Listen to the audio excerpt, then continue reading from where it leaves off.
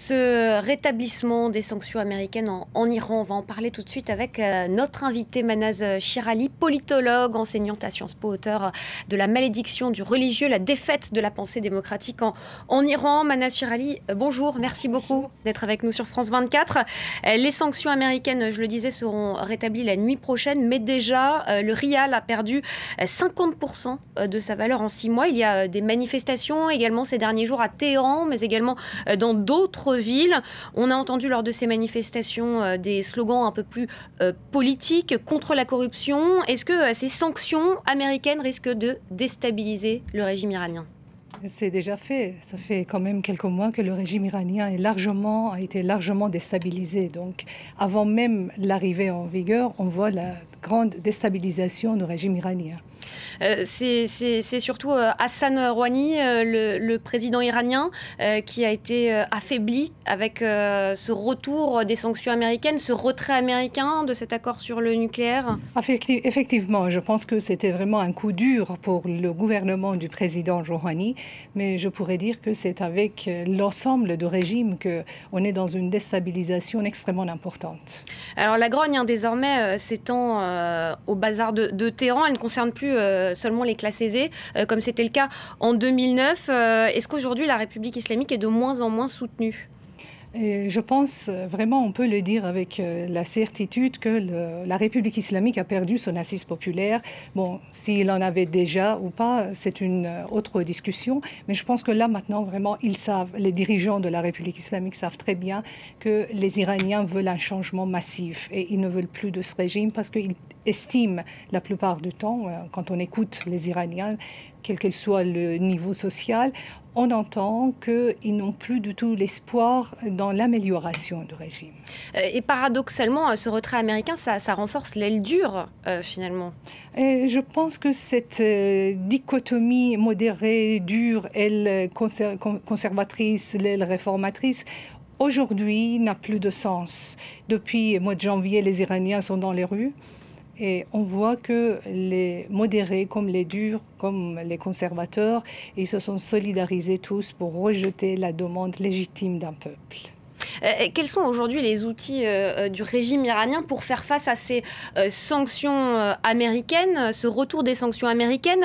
Le ministre iranien du Travail a annoncé qu'il risquerait notamment d'y avoir plus d'1 million de personnes au chômage et un taux d'inflation très important avec ce retour des sanctions. Que peut faire le régime iranien face à ça ? Écoutez, même si le régime iranien faisait appel au prix Nobel de l'économie du monde, il les réunit tous en même temps, même eux, ils ne peuvent rien faire pour ce régime parce que les problèmes économiques d'aujourd'hui ne sont pas simplement à l'ordre économique, mais c'est politique.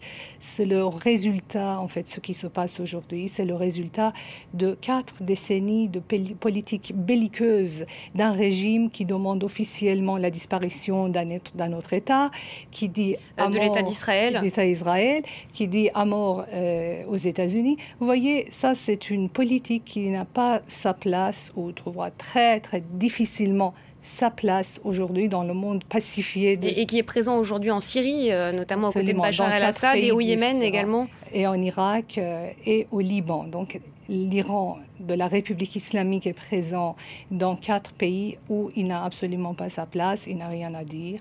Au lieu de s'occuper des problèmes internes de son pays, il se jette vers le devant et il est en train de semer le conflit partout dans la région.